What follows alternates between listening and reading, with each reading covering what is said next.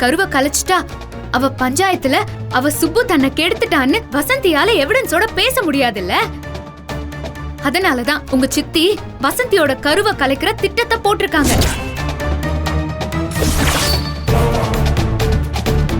அந்த அபார்ஷனை பண்ண இருந்த டாக்டர் இவங்கதான்.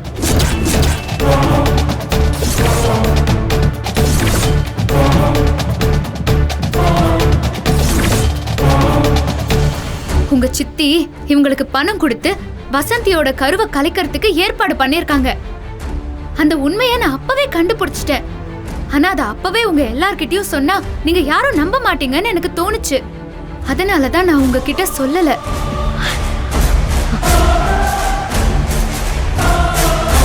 இப்போ சொல்ல வேண்டிய கட்டாயம் வந்துருச்சு.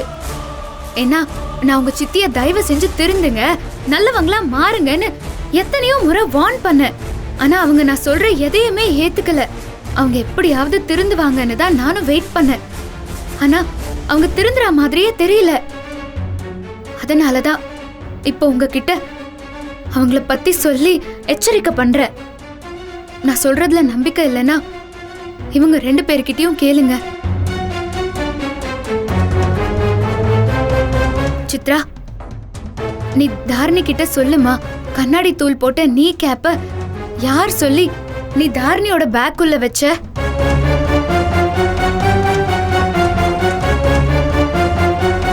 சொல்லு. இவங்க சொல்றதெல்லாம் உண்மையா? எங்க சித்தி சொல்லிதான் கண்ணாடி துண்டு போட்டு நீ கேப்ப என் பேக்குள்ள வச்சியா? ஏய் சொல்லுடி, எதுக்கு அப்படியே நின்னுட்டு இருக்க? மிரட்டாதீங்க, அவ உண்மையதான் சொல்ல வந்திருக்கா. இங்க பாரு சித்ரா, இதுக்கு மேல நீ உண்மையை மறைச்சு எதுவுமே ஆக போறது இல்ல.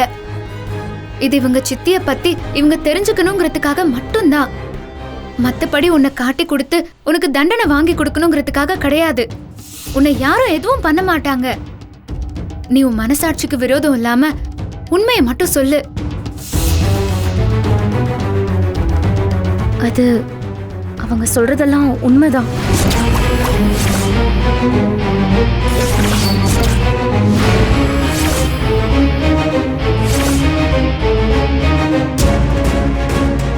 உன் சித்தி தான் என்கிட்ட பணத்தை கொடுத்து நீ கேப்ப உன் பேக்ல வைக்க சொன்னாங்க.